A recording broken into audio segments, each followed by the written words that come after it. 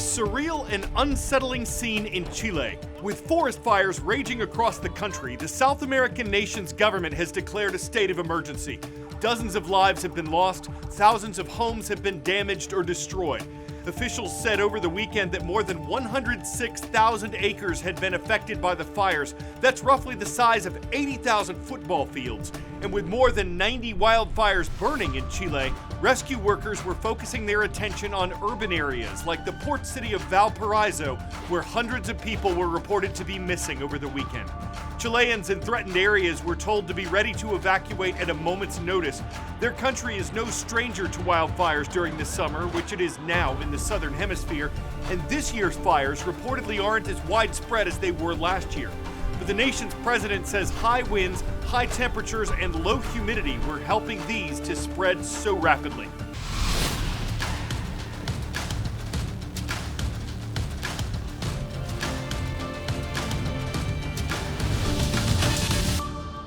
Welcome to The World from A to Z, your non-partisan source for news and world events. I'm Carl Azuz. Hope your week is off to a great start. Last Friday, the United States launched airstrikes at 7 sites in Iraq and Syria. The targets were places used by the Islamic Revolutionary Guard Corps, a branch of Iran's military. And the strikes were in response to a drone attack last Sunday that killed 3 American service members and wounded more than 40 others at a base in the Middle Eastern nation of Jordan. Since the latest war in the Middle East started between the Hamas militant group and the Nation of Israel, the U.S. military says there have been more than 160 attacks on American troops in the region. Last Sunday's drone strike was the first of its kind that resulted in the deaths of Americans. U.S. officials quickly blamed militias supported by Iran, though that country denied being involved, and American leaders had promised to strike back. But there have been different perspectives on the timing and nature of the U.S. response. 2 days after the deadly drone attack on Americans, President Joe Biden said he had decided on how to respond, and that response, the airstrikes, came 3 days after that. Some of the president's critics said the 5-day delay showed weakness. Analysts say the U.S. was trying to strike a balance between showing there'd be consequences to attacks on Americans, but to do it in a way that did not lead to direct war with Iran. Some have suggested that with time to get out of the way, the militants were able to avoid losses that might have enraged America's enemies and led to a bigger conflict. President Biden had said he wasn't looking for a wider war in the Middle East, and his fellow Democrats called the U.S. airstrikes a good first step and a strong proportional response. But some critics, including Republican House Speaker Mike Johnson, suggested the U.S. response wasn't clear or forceful enough to stop attacks on Americans. And others predicted nothing will change unless the U.S. hits Iranian interests harder in the days ahead.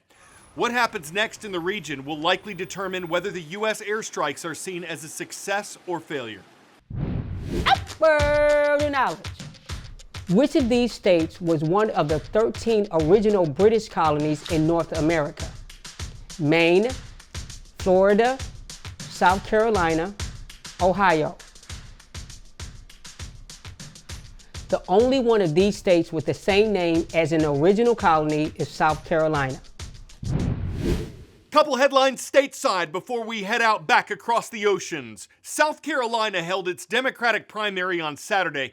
2 Democrats are challenging President Biden for their party's nomination in the upcoming election, but the incumbent leader won more than 96% of the vote in the Palmetto State. He's widely expected to win the Democratic nomination.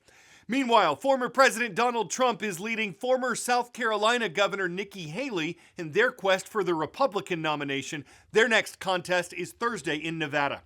The state of California is weathering high winds, mudslides, and intensely heavy rain as an atmospheric river passes through.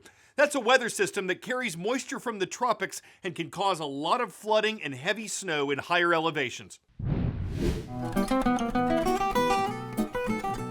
On this date in world history. One of the oldest museums on Earth opened to the public on this date in 1852. The Hermitage Museum in St. Petersburg, Russia had actually been founded the previous century by Russian Empress Catherine the Great, but it was a private art gallery then.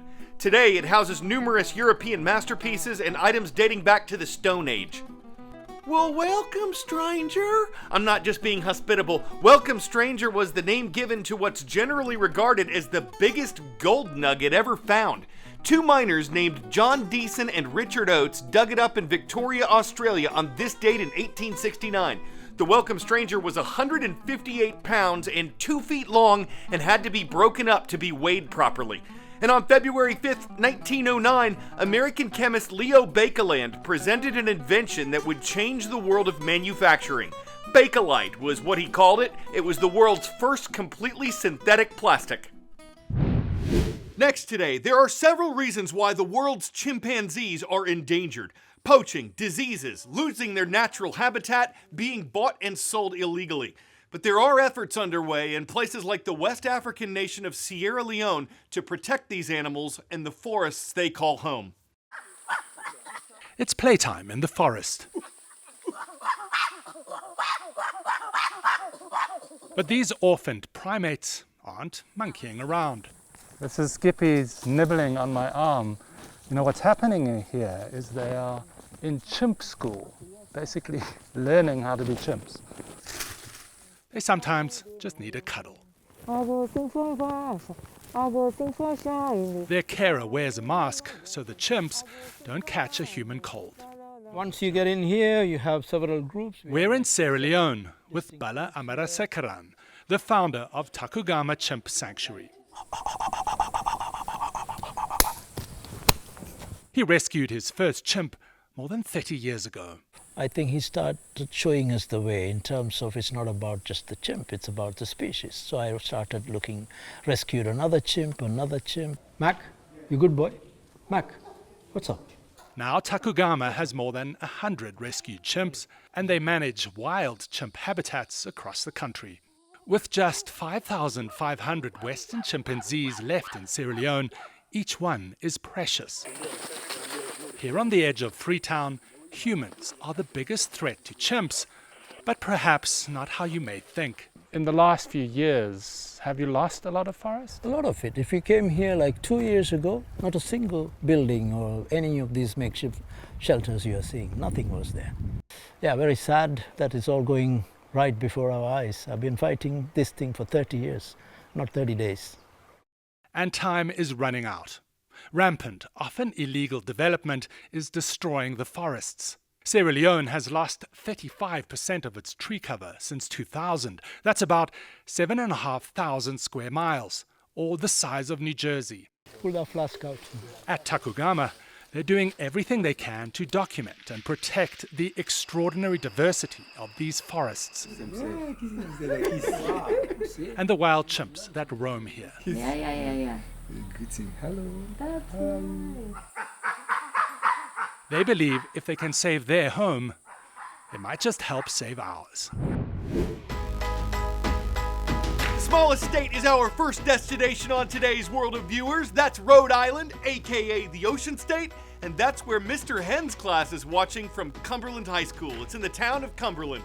And from the natural state of Arkansas, we welcome Errol Carter's class. Thank you for watching from the Faulkner County Juvenile Detention Center School. It's in the city of Conway.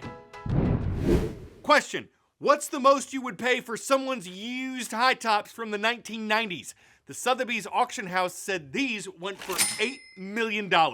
They're not just Air Jordans, they're Michael Jordan's Air Jordans, the very shoes the basketball phenomenon wore in each of his championships with the Chicago Bulls.